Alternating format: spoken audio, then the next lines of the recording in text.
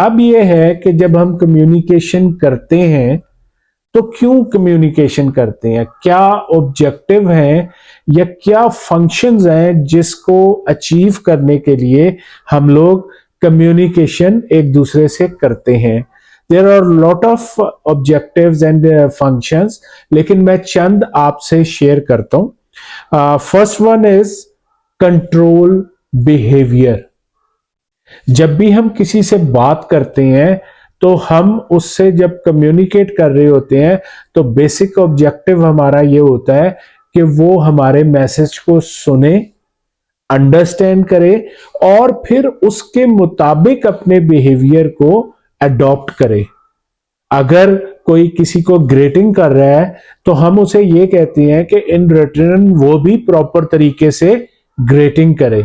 और अगर हम किसी को कोई मैसेज देना चाह रहे हैं और उसको उसी हवाले से रिटर्न में आंसर भी मिलना चाहिए, तो याद रखें कि one of the function of the communication is control the behaviour.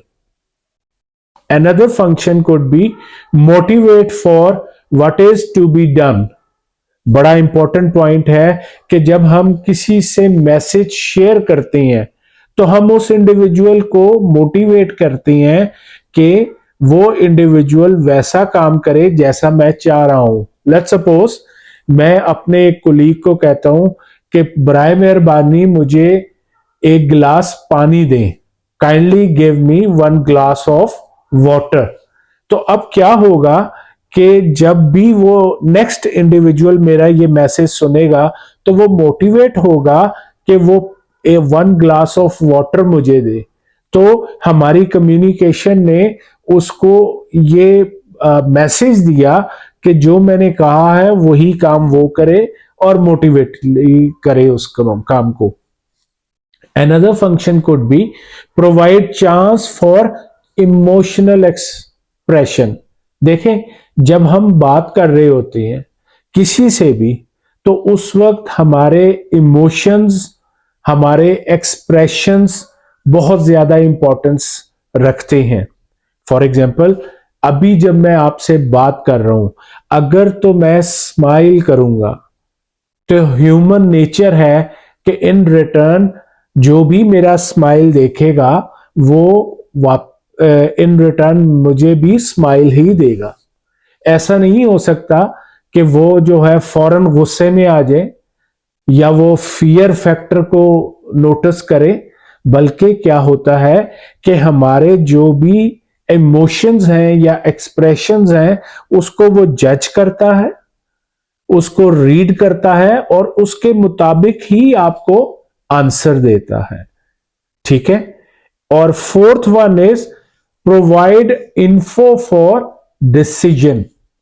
ठीक है, वेरी इंपॉर्टेंट पॉइंट है कि जब भी हम किसी के साथ कम्युनिकेशन करते हैं, उसको कोई चीज बताते हैं या अपना एक्सपीरियंस उससे शेयर करते हैं, तो क्या होता है कि उस कम्युनिकेशन के एंड पर जो सेकंड इंडिविजुअल है वो अपने आप को इस कैपेबिलिटी में सक्सेसफुल समझता है कि अब उसने क्या डिसीजन लेना है।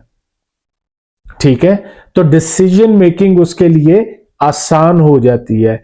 मगर याद रखें कि जब आप किसी को डिसीजन मेकिंग की अपॉर्चुनिटी देते हैं तो उसकी कोशिश होती है कि जो कम्युनिकेशन है वो बड़ी स्पेसिफिक हो और क्लियर हो। ठीक है, तो one of the function of the communication is to help in decision making and providing proper information for decision making. Next point could be provide direction in organization।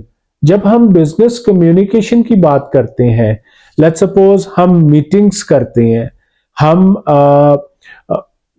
काफी कॉन्फ्रेंसेस करते हैं, तो उस हवाले से क्या होता है कि हम जो भी कम्युनिकेशन करते हैं वो किसी भी वर्किंग प्रोफेशनल को उस ऑर्गेनाइजेशन में एक डायरेक्शन देते हैं कि आपने कंपनी में इस तरह परफॉर्म करना है, इस तरह काम करना है, इस तरह अपनी ड्यूटी को परफॉर्म करना है।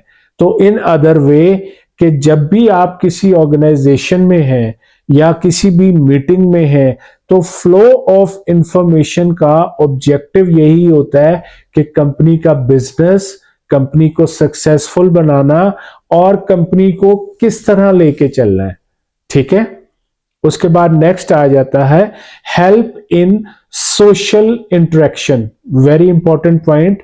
हम लोग ह्यूमन बीइंग्स हमेशा एक ऐसे इन्वायरमेंट में रहते हैं कि हम मुख्तलिफ लोगों से मिलते हैं, जुलते हैं और उनसे बातचीत करते हैं, उनके साथ इमोशंस शेयर करते हैं। इससे क्या होता है कि हम मुआशरे में रहने का एक तरीका जो है अडॉप्ट करते हैं और लोगों को मैसेजेस देते हैं कि हम आपसे नाराज हैं, हम आपसे खुश हैं, हम इस काम को करना चाह रहे हैं या हम इस काम को नहीं करना चाहते।